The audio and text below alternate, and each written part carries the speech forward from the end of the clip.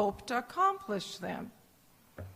And as I mentioned, we have the inputs, the resources, again I'll mention, the activities, what we actually do, and the outcomes or the long-term impacts. And the outcomes are very similar to the goals of what you want to achieve. So what we do is we see why are we investing in resources to run this program, and why are the outcomes we have identified, why do they really matter? Those are the big key questions.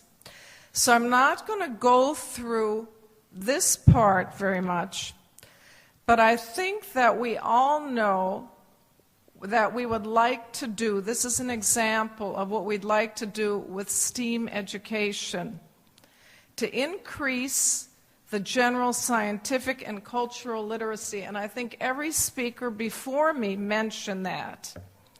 The next thing is to promote innovative approaches to learning, and several examples were given by previous speakers too. The next is to facilitate the convergence across and commonalities and other things across diverse disciplines. The next thing is to break down some of the barriers. The next thing is to nurture a basic interest in the arts and sciences with children. The next thing is to nurture young talent, and everybody here mentioned that too. And the last thing is to nurture creative leadership, and that's what I hope all of you will be. So a little bit more on outcomes you'll receive in the slides. I'm not going to agree with it, but they're hard to measure, I can assure you.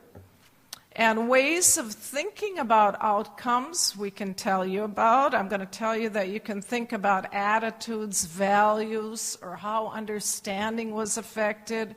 You can think about if people gain certain skills. And the rest, I think you could read by yourself once it's translated, but there are ways of thinking about outcomes, activities, and so on. My staff helped, I must confess, do this presentation for me, and they get very into the detail. But the outcomes can be divided into short-term, medium, and long-term outcomes. And there are examples here that I'm going to be providing you that you can take a look at that I'm hoping will be translated, and they're STEAM specific.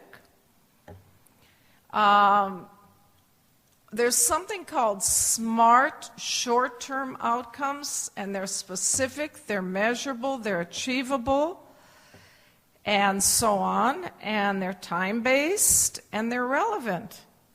And those you can learn about. And basically, when you're doing this kind of work, you think about the inputs, the activities, the outputs, and the outcomes. If we do this, then we're going to achieve that. So I've already said that, and you can read it in greater detail here. In greater detail here once it's translated. And I'll give you an example here. If we engage 500 children per week in some interactive learning activities, then this is what happens, and there's a short-term outcome listed there. Here's another one, that if we tell children to grasp these basic skills, then this is what we're going to achieve. The importance of this is to specify this and clean up your thinking. And there's another STEAM-specific example here that we came up with. And there are some logic models, and you can present them graphically.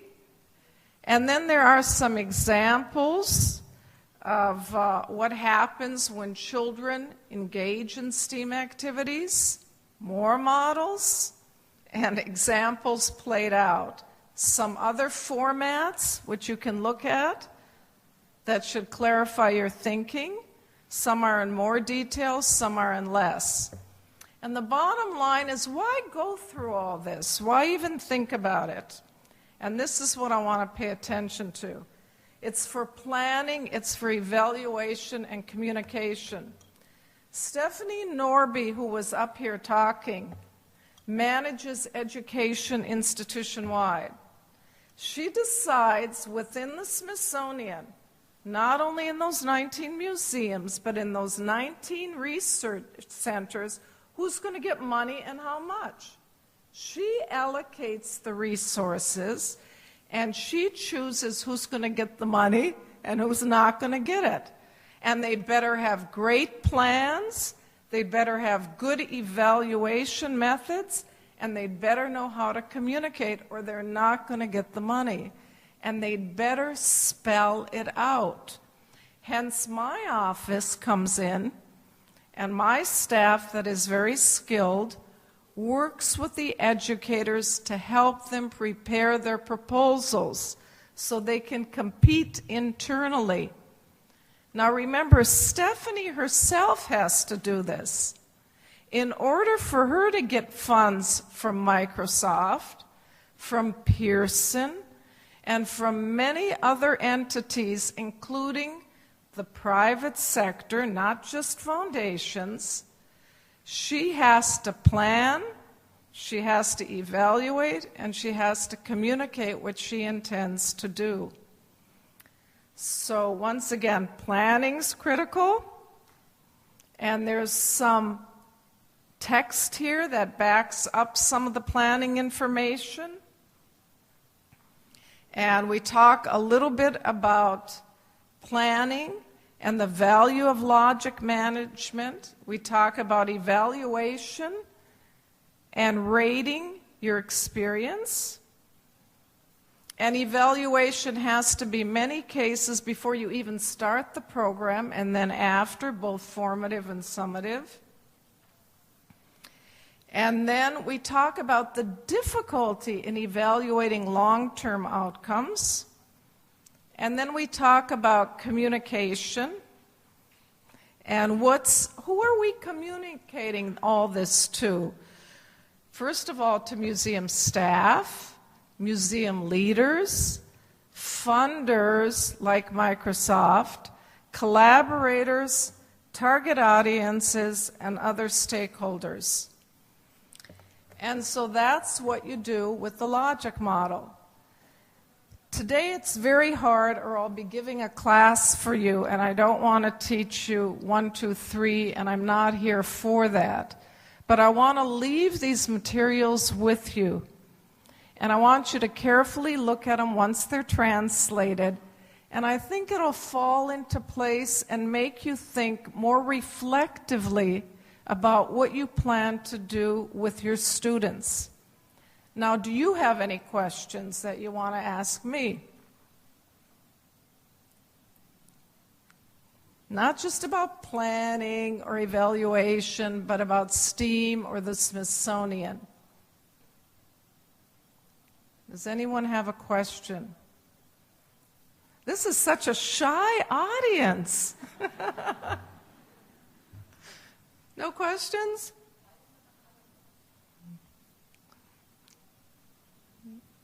No?